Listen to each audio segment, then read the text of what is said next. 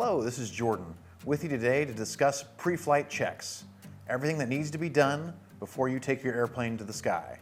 Today we'll be using this E-Flite T28 1.1 meter as an example. Before we get started, safety first. Let's remove the prop. I'm going to use a small Allen key to help remove this prop nut. It goes right in the hole there. I'm going to give it a twist. And it should come right off.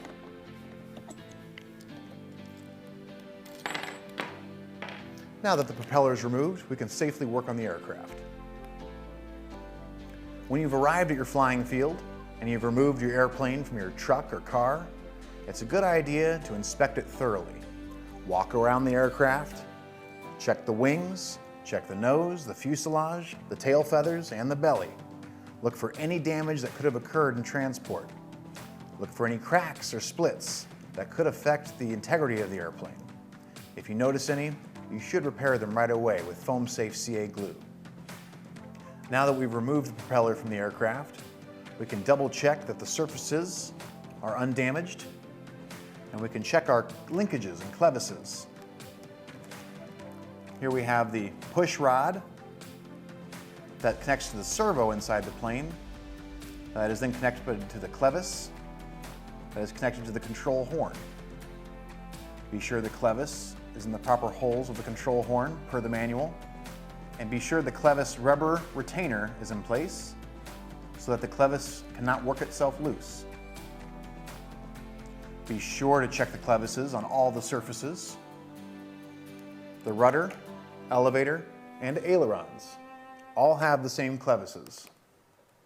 Power on your transmitter and ensure that you have the correct model. As I can see here, 1.1 meter T28. I know that I have the right model for the right airplane.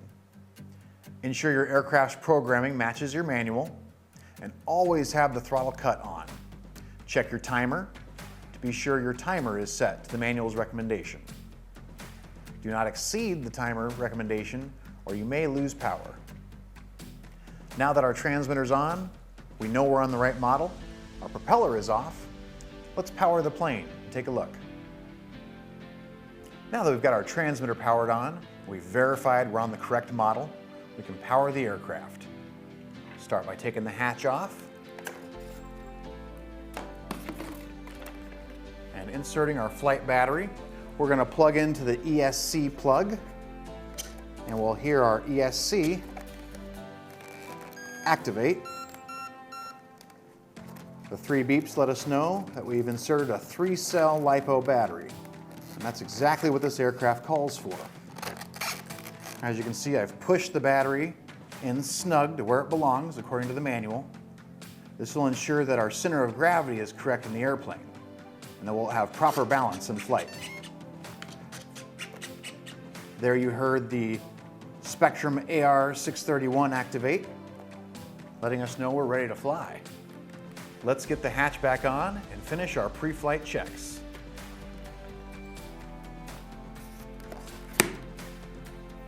Okay.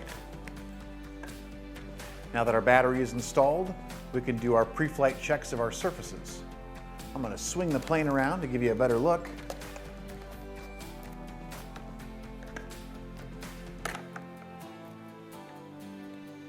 There we can see our tail feathers, the elevator and rudder. When I move the left stick left and right, you can see that our rudder is moving. Moving the right stick up and down, we can see that our elevator is moving in the right direction. When I pull down on the right stick, you should see the elevator tilt up. This will cause the nose of the plane to point upwards. We can take a look at the ailerons. If I move the right stick left and right, we verify that our ailerons are working. This plane has dual rates set up, so we can test that as well. I'll flip my dual rate to the low switch, and we can notice, maybe you can notice, the ailerons move a bit less than they did before. A good way that you can notice your dual rates is hold the stick, the right stick, in the bottom right-hand corner. This will deflect both your elevator and your ailerons. You can flip your dual rate switch to high and low, and you'll see on the high rate they move a little bit further, and on the low rate they have less travel. This aircraft is also equipped with safe. The way we test safe is we can tilt the plane on its side and flip our safe switch. When safe is on, we'll see those aileron surfaces trying to correct the plane and right it back to its belly.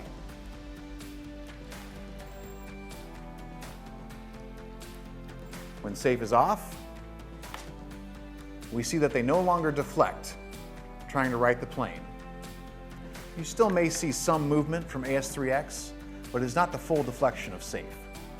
Although it can be harder to notice on the elevator, it'll have the same movements as well in safe. When you tilt the plane up, it'll correct to try to bring it down level. Now that we've checked our surfaces and taken our propeller off, we can now test our throttle. Switch your throttle cut off and raise your throttle stick. We can hear the whine of our motor and know it's fully powered.